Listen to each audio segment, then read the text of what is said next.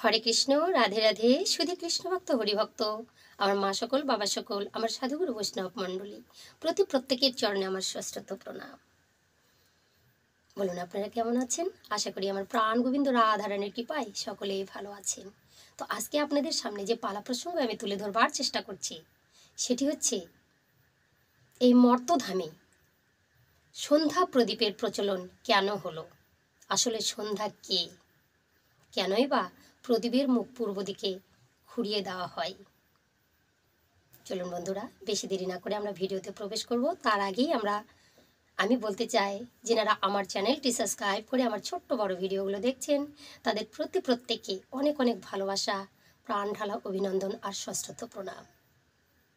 আর যেনারা আমার চ্যানেলে নতুন এসেছেন, তাদের প্রত্যেককে অনুরোধ করব আমার চ্যানেলটি সাবস্ক্রাইব করে আমার পাশে থাকবেন। আর দয়া করে আমার চ্যানেলের ছোট্ট বড় ভিডিওগুলো দেখে আমাকে, যদি ভিডিও ভালো লাগে, লাইক শেয়ার আর কমেন্ট করে পাশে থাকবেন।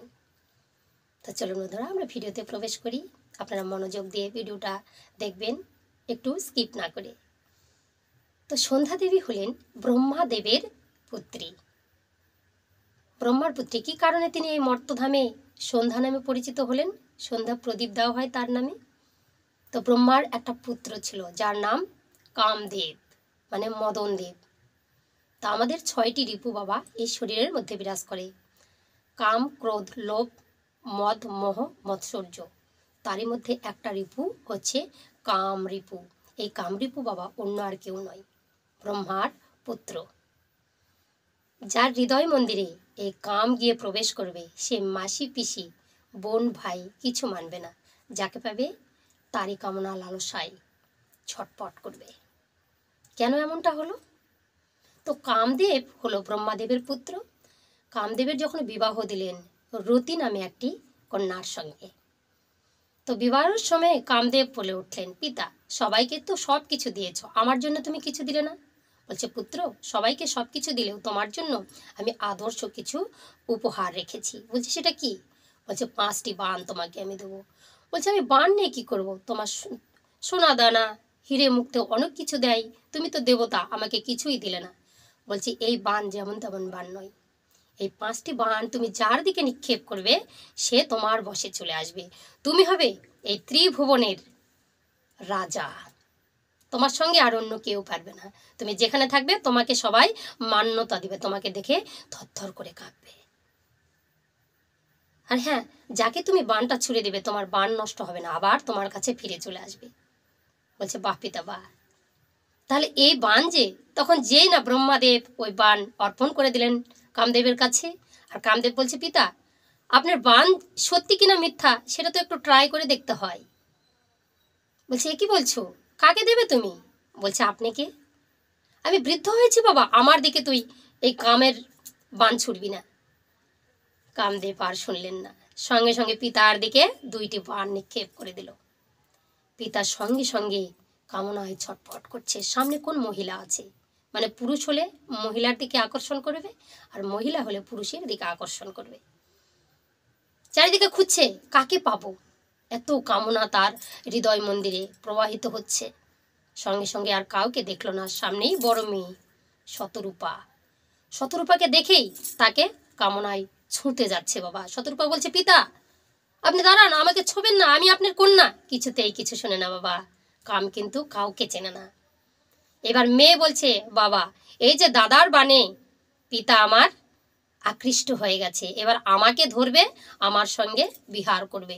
এবার কি করছে, শতরূপা চারিদিকে ছুটছে, আর ব্রহ্মাদেবও তার পিছে পিছে ছুটছে। শতরূপা বলছে, সর্বনাশ, আমি তো শতরূপা, আমি তো রূপ বদলাতেও পারি। তখন কি করেছেন, ওই শতরূপা আকাশ দিকে ধেয়ে চলে যাচ্ছে, একটা পাখির বেশ ধরলো। আর পাখির বেশ ধরে যেই না আকাশের দিকে ছুটে যাচ্ছে, ব্রহ্মাও পিছে পিছে ছুটছে। এবার স্বর্গের ভোলানাথ মাতা পার্বতী দেখলেন, কি মেয়ের দিকে ছুটে চলেছে ব্রহ্মাদেব, প্রভু তাড়াতাড়ি রক্ষা করুন।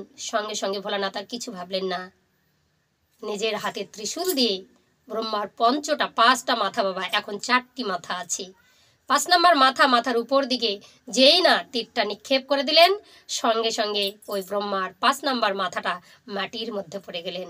ব্রহ্মা চলে এলেন, শতরূপাকে ধরতে পারল না, তবুও তার হায়া হলো না, শিক্ষা হলো না। সামনেই দেখলো তার আরেকটি কনিষ্ঠ মেয়ে সন্ধ্যা তার দিকে চেয়েছে, পিতা আপনি আমার দিকে তাকাবেন না, আমি আপনার মেয়ে।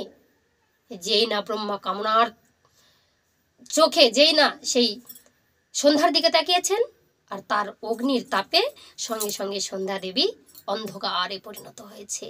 পিতা এ কি করলেন? আপনার কামনা বাসনার অনলে যে আমি অন্ধকার হয়ে গেলাম। সঙ্গে সঙ্গে বলছে, আপনাকে আমি অভিশাপ করব। আপনি আমার নিজের মেয়ের দিকে যে আপনি কামনার আগুন ছুঁড়েছেন, আপনি এরপরে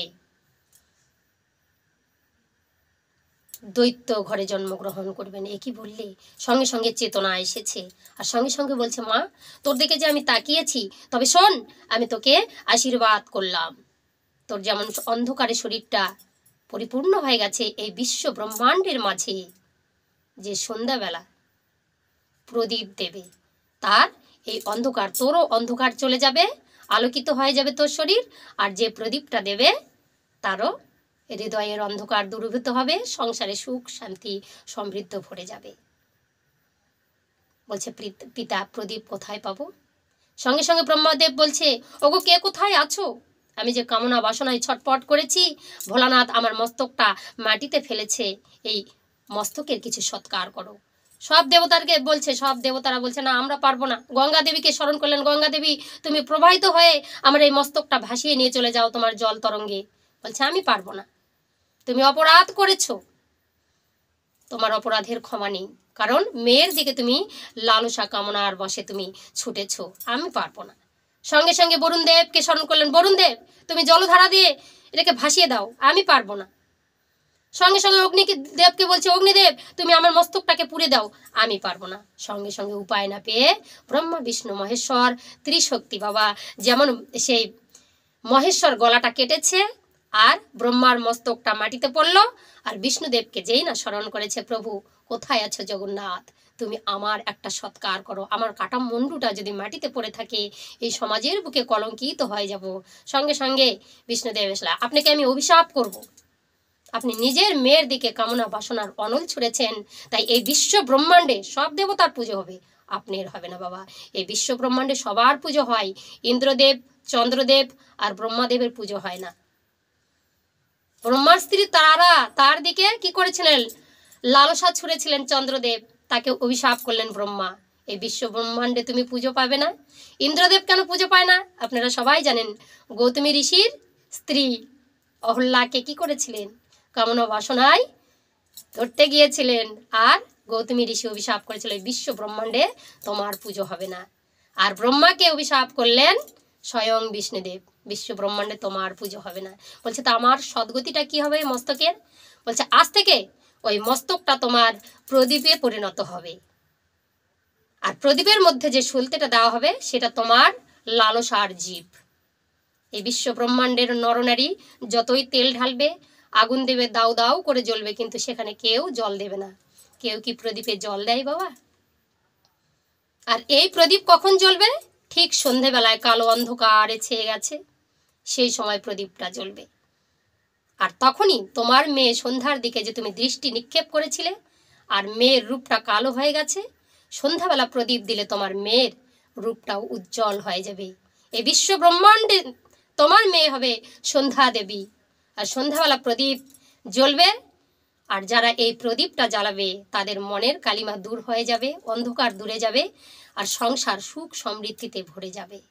স্বয়ং ভগবান বিষ্ণু আশীর্বাদ করলেন।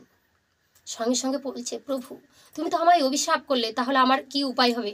দয়া করুন প্রভু, আপনি আমাকে চরণ ছাড়া করবেন না। বলছে, কেন? বলছে, আপনি যেখানে যেখানে থাকবেন সেখানে সেখানে আমার প্রদীপ জ্বলবে। বলছে, কোথায় জ্বলবে? যখন বাবা সেই তুলসীর কি করেছিলেন, লজ্জা হরণ করেছিলেন স্বয়ং বিষ্ণুদেব, তখন তুলসী অভিশাপ করেছিল, আজ থেকে আপনি পাষাণ হয়ে যাবেন।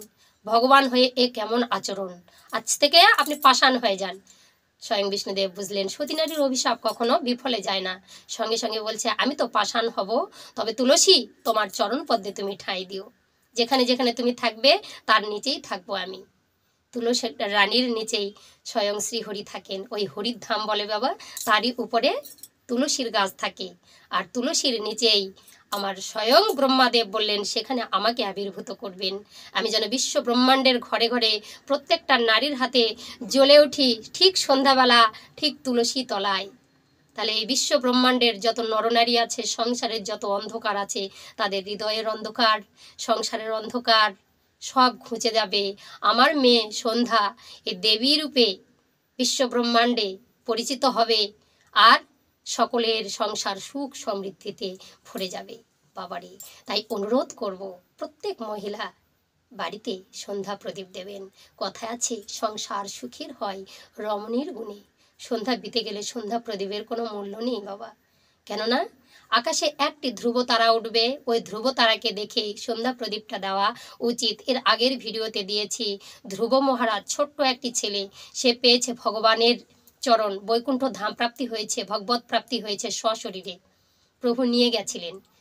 কেন?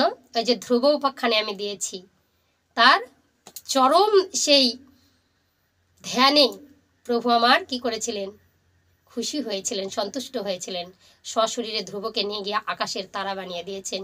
একটি তারা আকাশেই সন্ধ্যা তারা বা ধ্রুবা তারা হিসাবে যেই না উঠবে, সেই তারাকে দেখেই বিশ্ব ব্রহ্মাণ্ডে সন্ধ্যা প্রদীপ করা উচিত। রাত্রি 8টা পর্যন্তও সন্ধ্যা প্রদীপ দেওয়া যায়, কিন্তু ব্যতিক্রম ঠিক সন্ধ্যা 6:48 পরেই সন্ধ্যা সময় শুরু হয়, সেই সময় সন্ধ্যা প্রদীপ দিতে হবে। প্রদীপের মুখটা পূর্ব দিকে ঘুরিয়ে দিতে হবে, কারণ পূর্ব দিকেই, পূর্ব আর উত্তর কোণ হচ্ছে ঈশান কোণ, সেখানে আমার কৈলাস পর্বতে শিব ভোলানাথ, আর সামনে পূর্ব দিকেই থাকেন আমার সূর্যদেবের অস্ত যায়, অন্ধকার নেমে আসে সেই দিকটায় আগে, সেই দিকেই প্রদীপের মুখটা বাবা ঘুরিয়ে দিতে হয়। ঘরে ঘরে সন্ধ্যা প্রদীপ দেওয়াটা কর্তব্য। যে বাড়িতে সন্ধ্যা প্রদীপ হয় না, সেই বাড়িতে কোনোদিন সুখ শান্তি থাকে না। যে বাড়ির রমণীরা সন্ধ্যাবেলা ঘুমিয়ে থাকে, ঠাকুরের আরাধনা করে না, তার বাড়িতে কোনোদিনও সুখ শান্তি থাকে না। সুখ শান্তি সমৃদ্ধির দেবী হচ্ছে দেবী সন্ধ্যা। হরে কৃষ্ণ, রাধে রাধে। যদি আপনাদের এই ভিডিওটা ভালো লেগে থাকে, অবশ্যই আমার চ্যানেলটি সাবস্ক্রাইব করে আমার ছোট্ট বড় ভিডিওগুলো দেখবেন, আর লাইক শেয়ার কমেন্ট করে আমার পাশে থাকবেন। হরে কৃষ্ণ, রাধে রাধে। জয় নিতাই, জয় গৌর। সবাইকে অসংখ্য ভালোবাসা জানিয়ে আজকের ভিডিওটা আমি এখানেই সমাপ্ত করছি। হরে কৃষ্ণ।